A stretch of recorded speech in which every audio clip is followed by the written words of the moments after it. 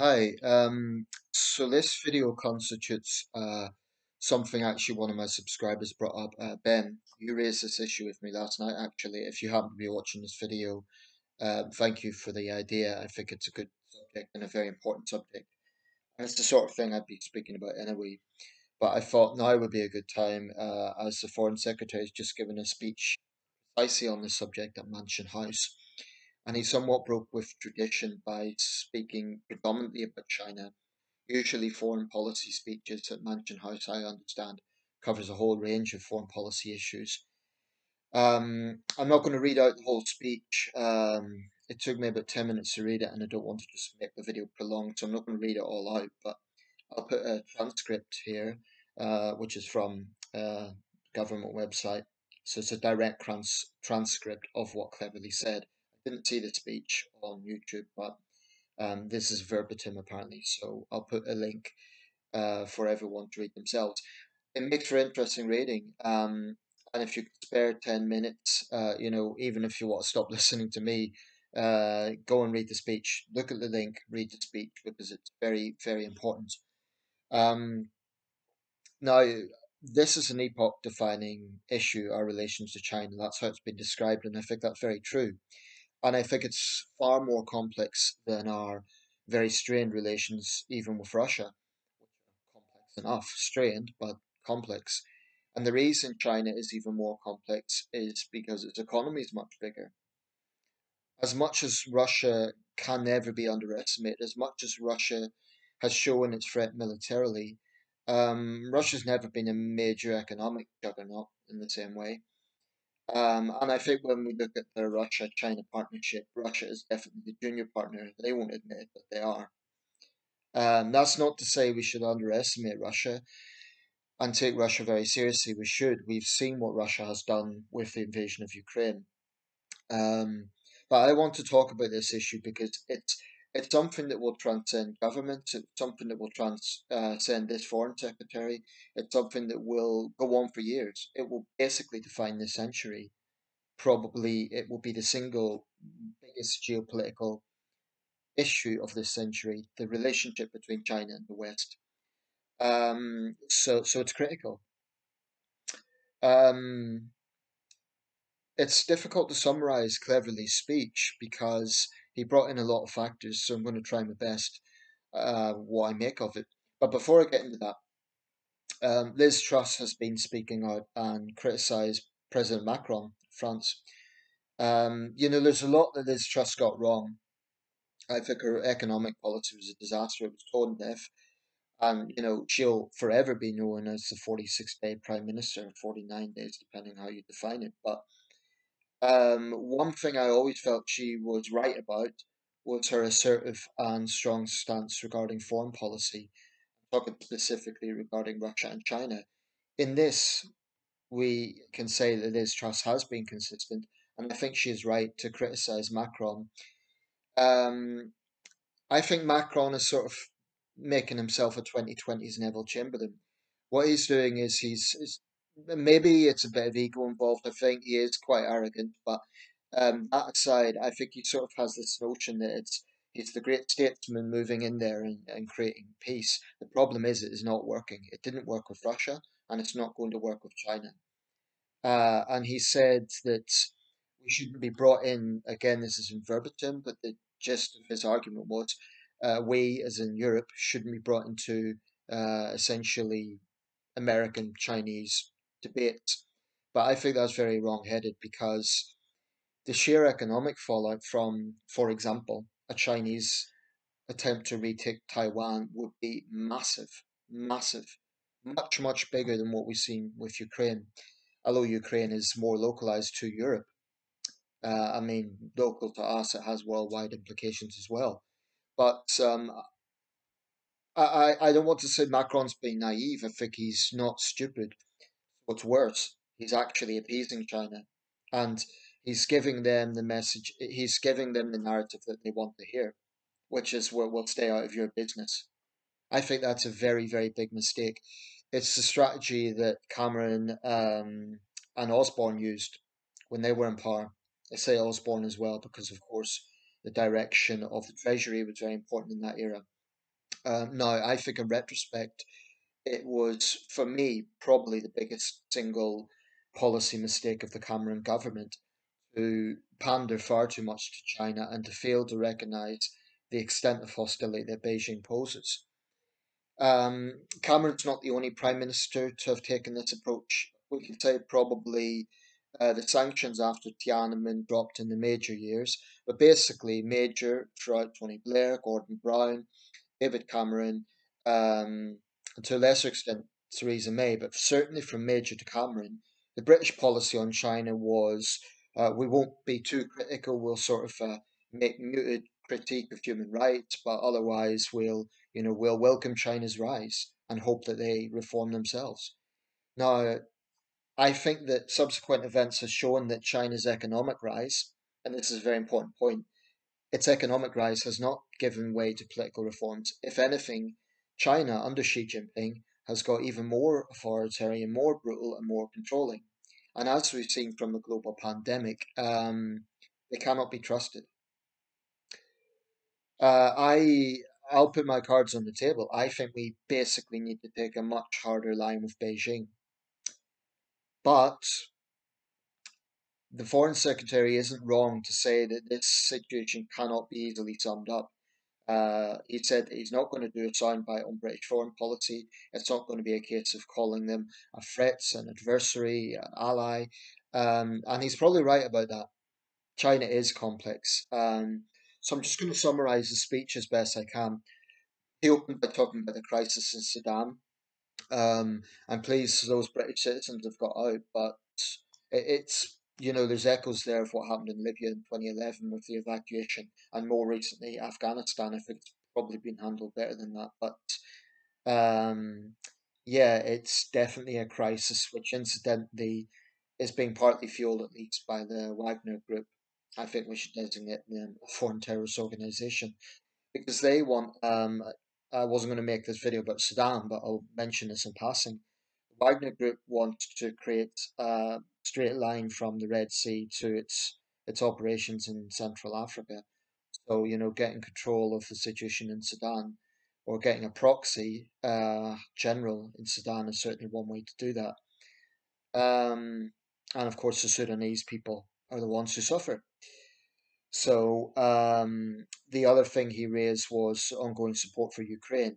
Um, the longer that war goes on, other foreign policy issues will start to take over. But we should never forget that there is still a very major war raging in Ukraine. The Battle of Bakhmut is possibly the biggest battle in Europe since Stalingrad. That's no exaggeration. So um, there really is a lot on the foreign secretary's plate. A quick word about that. It's a very, very difficult job to be British Foreign Secretary. Of course, it's one of the great offices of state. I think cleverly he's probably tough. He's a former soldier, which is a good thing, because it's a job that requires not only intelligence and diplomacy. I think actually, and this is understated, it requires a degree of courage. I mean, it's not that his life would ever be personally threatened in his capacity as Foreign Secretary necessarily, but I think it takes courage to do the right thing. It takes courage to take a strong line against authoritarian dictatorships. And if we do a direct head to head, China is probably more powerful than the United Kingdom in most ways. Not in every way, actually, but in most ways. So it does take a degree of courage to speak out. I often think what goes on behind closed doors, away from the press, tense meetings between top diplomats. China's wolf warrior diplomats, so-called diplomats, making their angry overtures about, uh, staying out of China's internal affairs and all the rest of it. So I think it does take a degree of courage and toughness. Cleverly seems to have that, so that's a good thing.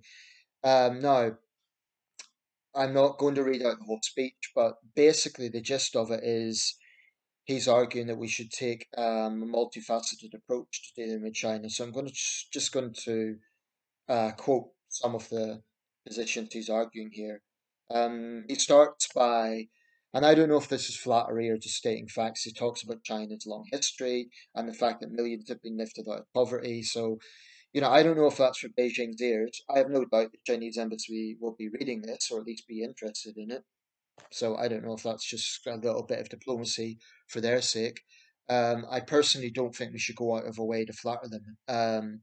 Yes, I have a long history, and yes, millions have been lifted out of poverty, but um, there has also, been absolutely no improvement in individual liberty in other ways and human rights situation.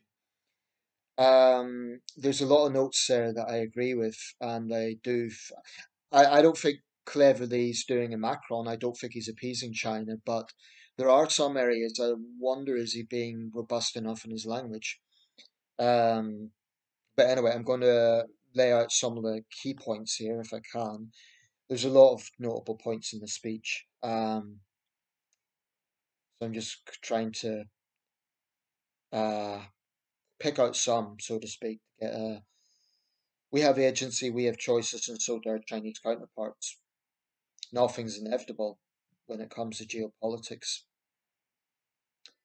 To give up on dialogue with China would be to give up on addressing humanity's greatest problems. Even worse, we would be ignoring salient facts vital to our safety and our prosperity. As I speak, the biggest repository of health data in the world is in China.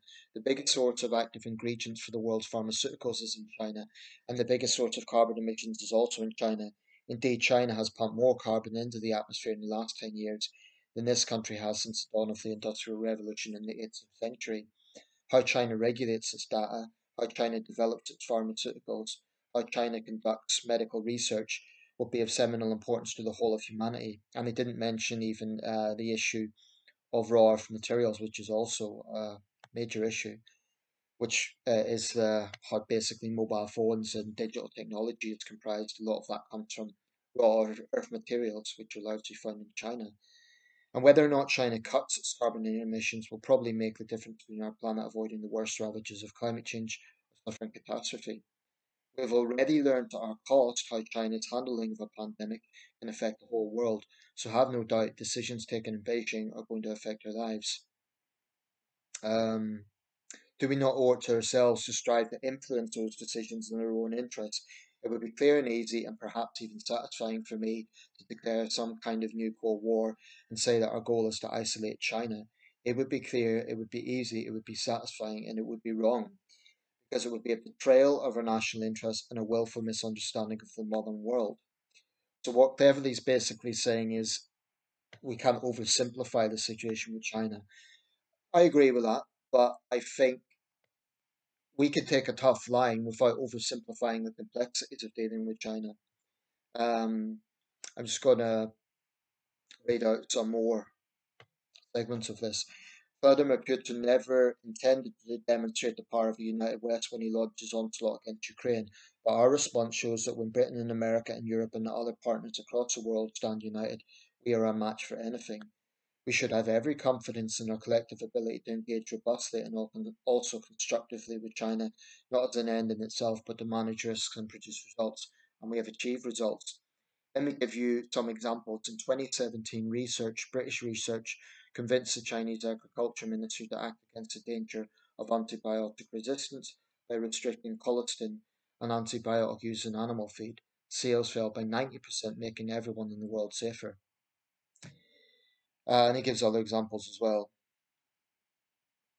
So our policy has to combine two currents. We must engage with China where necessary and be unflinchingly realistic about its authoritarianism. Well, that's the thing. I'm pleased you mentioned that because I think David Cameron wasn't. Neither was previous administrations. They were unrealistic. They rolled out the red carpet for Xi Jinping and before him Hu Jintao. And I think that was whatever the intentions were. I think we basically gave too much ground to Beijing. I think we basically pandered too much to the sensitivities. That's my take. Let me just highlight a few other points of this. Um, and that means never wavering from one clear principle. We do not expect our disagreements with China to be swiftly overcome, but we do expect China to observe the laws and obligations that it has freely entered into. Well, some would say this is just the point. China doesn't. In other words, cleverly sort of talking about something we expect, but something China's already failed to do. So, as a permanent member of the UN Security Council, China has shouldered a special responsibility to uphold the UN Charter. As a party to the joint declaration, China has agreed to preserve Hong Kong's freedom. As a signatory to the Universal Declaration of Human Rights, it's perverse, isn't it? China is a signatory. The Convention Against Torture and many other instruments of international law, China has accepted an array of obligations. Well, we need to constantly remind them of that. And if China breaks them, we're entitled to say so. That's a good point. And we are entitled to act, and we will, as we did when China dismantled the freedoms of Hong Kong, violating its own pledge, which is why we gave nearly 3 million of Hong Kong's people a path to British citizenship. I think that was on the Foreign Office tenure of Dominic Raab, incidentally. So when people are vilifying Raab, they should just remember the man's toll record. It's often in politics, when a politician falls, people just remember the negative. I think that's somewhat unfair. Um, Peaceful coexistence has to begin with respecting fundamental laws and institutions, including the UN Charter, which protects every country against invasion, and that means every country. A Chinese diplomat in Paris cannot, must not, and will not decide the legal status of foreign countries. There's so much going on here, in the background that Beverly hasn't went into the specifics in the speech, and I'm just interjecting again here. The emergence, for example, of so-called secret police stations. It's happened in the United States. There's evidence of them in London. That's the sort of situation I think cleverly should be hauling his Chinese counterpart over the coals about. He should be summoning the Chinese ambassador and demanding an explanation. That's why I think we need to be very robust. They should be immediately closed, and any operatives within them should be potentially charged with espionage, because there's evidence this is happening. Incidentally, I want to make this point before I forget. When Rab was Foreign Secretary, I actually raised a question on his weekly podcast he had online. At that time, there was a woman, I believe her name was Christine Lee, and she had been operating as a solicitor in Birmingham for years. It turned out she was a Chinese spy.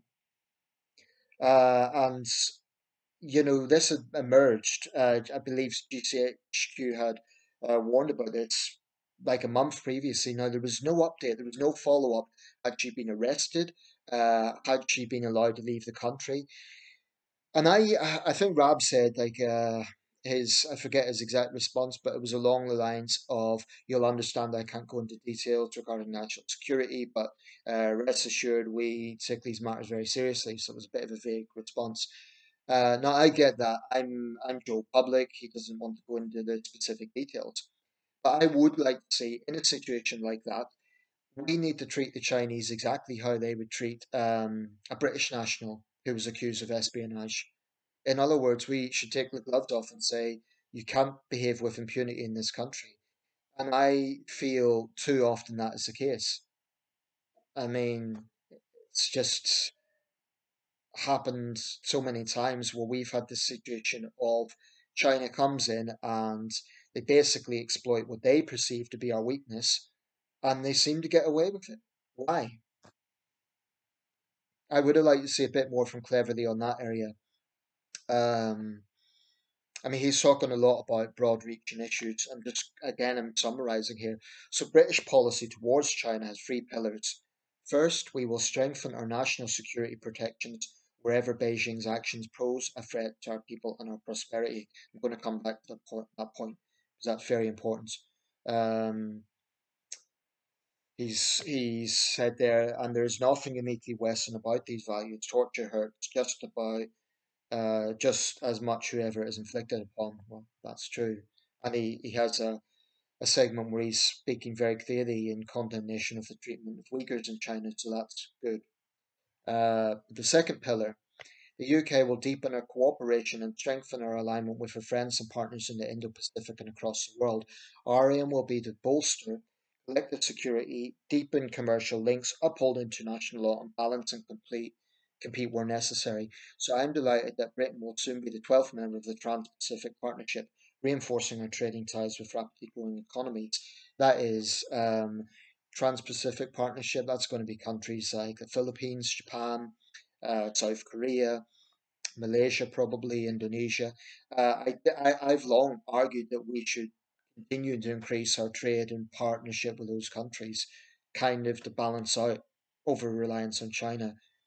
And cleverly says already we are the only European country to be a dialogue partner of the Association of Southeast Asian Nations.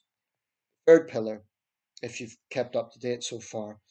Um, well, actually, this is an important point. Together with our friends, the UK will strive for openness and transparency in the Indo Pacific. At this moment, China is carrying out the biggest military build-up in peacetime history.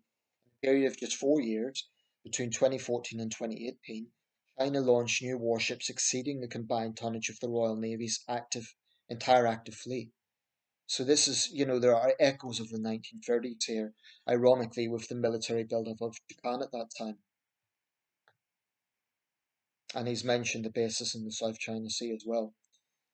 Um, Before I get to that third pillar, I do want to mention this, which brings me to Taiwan. Britain's long-standing position is that we want to see a peaceful settlement of the differences across the strait. Britain, incidentally, hasn't formally recognised Taiwan as a sovereign state. Only 14 countries do. But we have a sort of diplomatic presence. I think it's called the.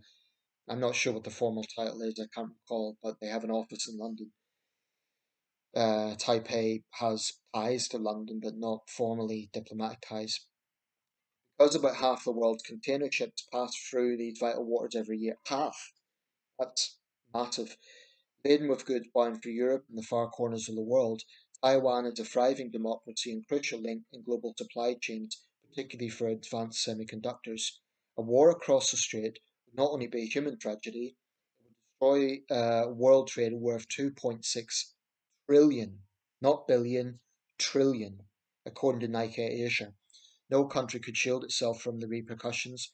Distance would offer no protection from this catastrophic blow to the global economy, and these China's most of all. I shudder to contemplate the human and financial ruin that would follow.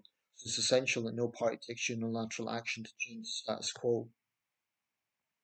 Third pillar of our policy is to engage directly with China bilaterally and multilaterally to preserve and create open, constructive, and stable relations reflecting China's global importance. We believe in a positive trade and investment partnership whilst avoiding dependencies and critical supply chains. That's very good. I would say particularly important in digital technology and artificial intelligence, and certainly in military technology. We want British companies to do business with China just as American SEA Australian and EU companies currently do, and we will support their efforts to make the terms work for both sides, pushing for a level playing field and fair competition. Um,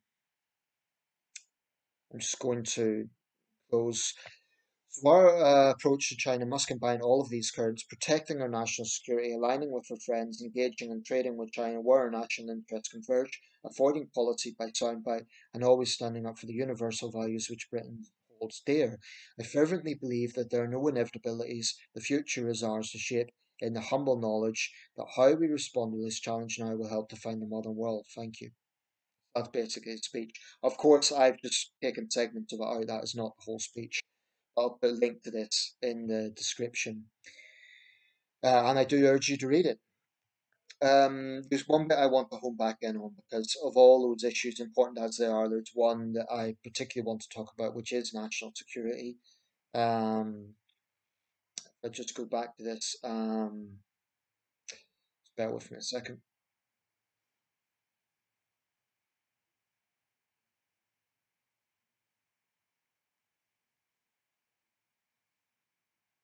I'm just scrolling through. It's divided into paragraphs, so just trying to get to the specific point that I want to discuss.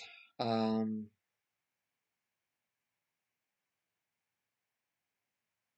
Getting to the start again there. But even though our engagement can succeed, the truth is that a country like ours, devoted to liberty and democracy, will always be torn between our national interests in dealing with China and our abhorrence of Beijing's abuses. When we see how authoritarian states treat their own people, we wonder what they would do to us if they had the chance. And history teaches us that repression at home often translates into aggression abroad. Good that he's recognising that. but I'm just trying to get, there's a particular segment that I want to touch on.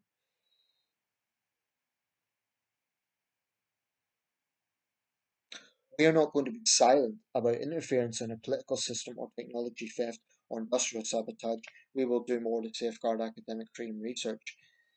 That's extremely important, and they only had a little section to it. Now, all the other issues are vital, of course, but I would have liked to see a bit more detail on that because it is so, so critical, and we've already seen signs of Chinese interference. Now, we will not be silent, that's good.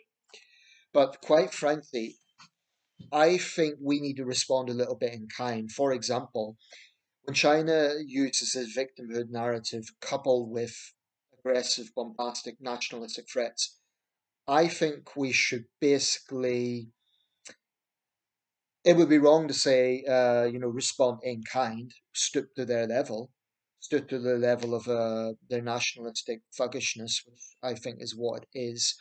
But I do think we need to be more vocal and less diplomatic in some ways. I'm not saying be a flamethrower, but let me give an example.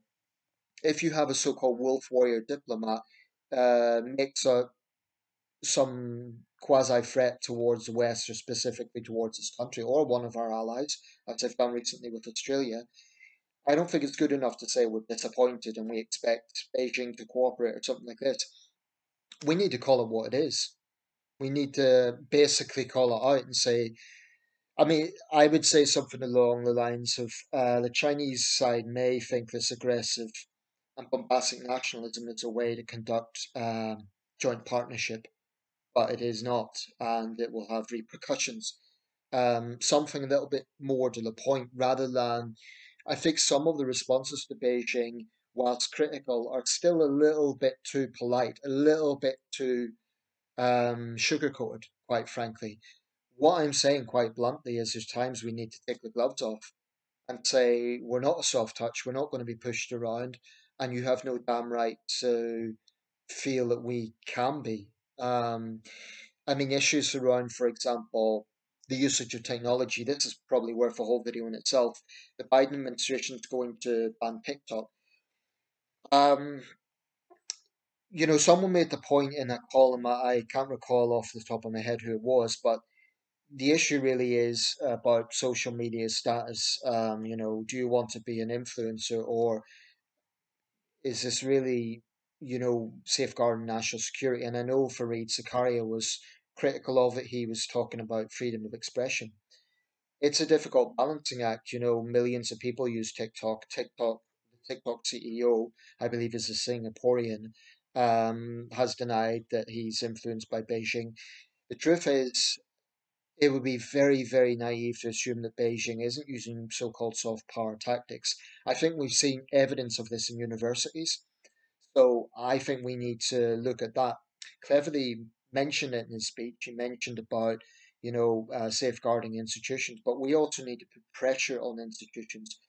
I think far too many British universities basically are groveling to Beijing. They're basically giving Beijing exactly what it wants in terms of, silence and critique of Chinese human rights abuses, and wanting to have these polished seminars where issues like that are not brought up. But if we are scared of offending the Chinese in the UK, and I'm talking about the Chinese government here, that's a very, very alarming situation. We should never, ever shy away from standing up to CCP on this island, ever. If that means summoning the Chinese ambassador, so be it. That incident in Manchester not long ago, where Hong Kong activists, one of them was physically dragged into the Chinese consulate in Manchester, no doubt as a way to try and create this impression that they were violently attacking the consulate, when actually the thugs working at the consulate had done that themselves. And I believe a police officer was assaulted by their staff. This is how China is behaving in other countries. I think for me, the most galling thing is they behave in the West in a way that no Western diplomat would get away with in China, or no Westerner for that matter. That's a very, very critical point about all of this. It's not a level partnership. China doesn't, it demands respect, but it doesn't show respect. So I think we basically need to be pushing a lot more for Beijing to show mutual respect because it's muted at best. I mean, there's a few sound bites during the 2012 Olympics. I said a few things about Britain being the birth of the Industrial Revolution and, a few polite sound bites, but it's very, very clear that in the last 15 years, and you notice this, China watchers like myself have noticed it from the transition of the Hu Jintao years to the Xi Jinping years. In the Hu Jintao years, there were tensions, there were issues over human rights. At that time, it was very much don't interfere in China's internal affairs, but there was still a level of politeness and diplomacy. In the last 10 years, as China's got more powerful, it's become a lot more forceful and a lot more basically we can do what we want and the hell with what the West thinks. We will issue stern warnings about Western interference. Well, maybe we should issue stern warnings of our own because it's all very well talking about how we will voice our differences and how we will make clear what our differences are. But I think basically that's hot air if there's not consequences. And this is perhaps something cleverly speech was missing. I think it was a strong speech. I think it touched on a lot of important issues, but I would have liked to see a little bit more hawkishness in there, quite frankly. I'm not talking about bombastically. I'm not saying, as he says, not a soundbite, but basically, I would have liked him to say something along the lines of when Beijing interferes in our internal affairs, we can use the same language. They will face consequences. Frankly, we need to make it clear when we take this seriously. I think China still sees us as a soft touch, and I think that is a mistake. I don't think we are a soft touch necessarily. I don't think the government is. I don't think GCHQ is. I think things have improved. Boris Johnson's record very mixed. Liz Truss and Rishi Sunak have taken a more robust stance. Theresa May on some level as well.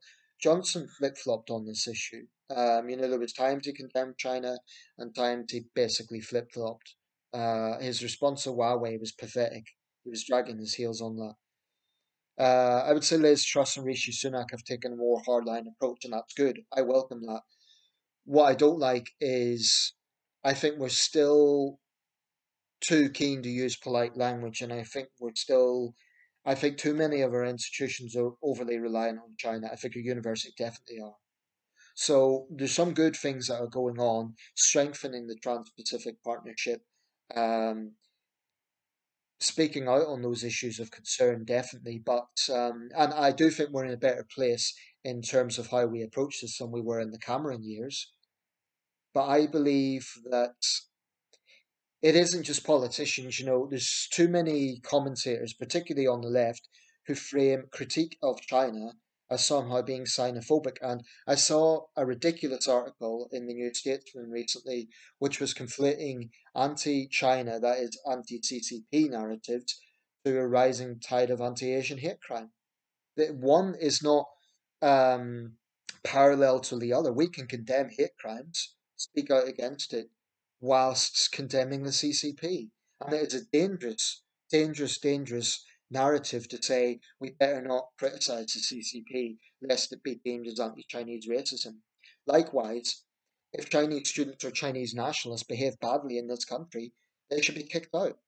They should lose their visa. And if they've committed offences, if they've assaulted someone, as has sometimes happened, Kong Lin Lin, for example, she was a CCTV journalist. She actually assaulted a young volunteer at a forum on human rights after she got into a nationalistic tirade.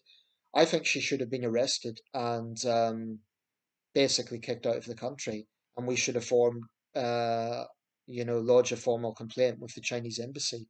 I'm not sure we did at the time. I'm not sure we went that far. Imagine if a British journalist, imagine right? I went to Beijing and I got a microphone and I started yelling at some CCP forum. Well, it would be impossible. I'd be dragged away to some black jail. I'd be accused of being a spy. It would be impossible, and I'm not that brave. So I would like to see a bit more forceful responses when China does test us. And I'm not sure that we are forceful enough. I think we've improved, but I think we can be more forceful still. Okay, 35 minutes. It's a long video, but this one is very, very important. Ben, thanks for the idea. And if you've made it this far, thank you.